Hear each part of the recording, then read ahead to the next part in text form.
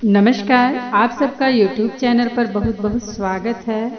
आज मैं आप सबको एक बहुत ही प्यारा, बहुत ही मनभावन हवन गीत सुना रही हूँ। बड़ी भाग्यशाली जमिनिया हो जहाँ होला हवनिया।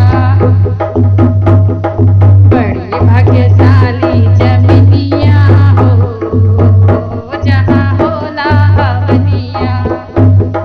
होए हवनिया जहाँ होए हवनिया, होए हवनिया जहाँ होए हवनिया।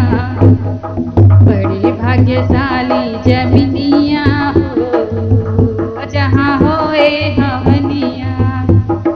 हवन देखने को विष्णु जी आए, हवन देखने को विष्णु जी आए, विष्णु जी आए नारायण जी आए।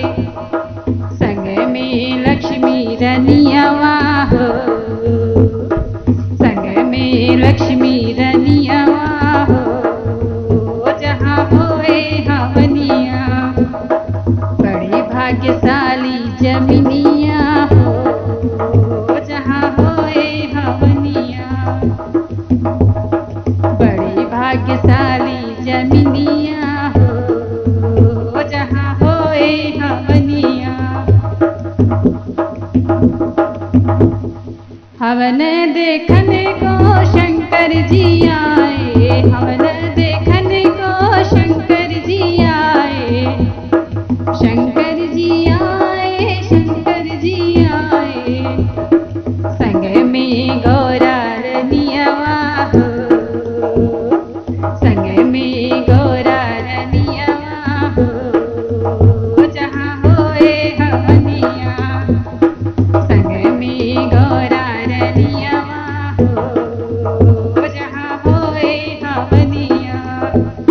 बड़ी भाग्यशाली जमिनिया हो जहाँ होए हवनिया। हवन देखने को राम जी आए, हवन देखने को राम जी आए, राम जी आए, राम जी आए। संग में सीता रनियवा हो, संग में सीता रनियवा हो जहाँ होए हवनिया। संग में सीता रनियवा हो जहाँ होए हवनिया।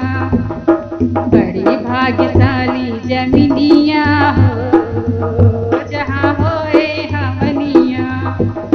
बड़ी भाग्यशाली जमिनिया हो जहाँ होए हवनिया। हवन देखने को कृष्ण जी आए, हवन देखने को कृष्ण जी आए, कृष्ण जी आए, कृष्ण जी आए। संग में राधा रुक्मणी रनियवा हो, संग में राधा रुक्मणी रनियवा हो जहाँ होए हवनिया। बड़ी भाग्यशाली जमिनिया हो जहाँ होए हवनिया। बड़ी भाग्यशाली जमिनिया हो जहाँ होए हवनिया। यदि आप चैनल पर नए हैं तो प्लीज़ चैनल को सब्सक्राइब कर लीजिए ताकि हमारे गाए हुए लोकगीत आपके मोबाइल यूट्यूब पर नोटिफिकेशन में पहुँचें और आप घंटी को दबाते ही तुरंत गीत को सुन सकें। आप सभी का बहुत बहुत धन्यवाद।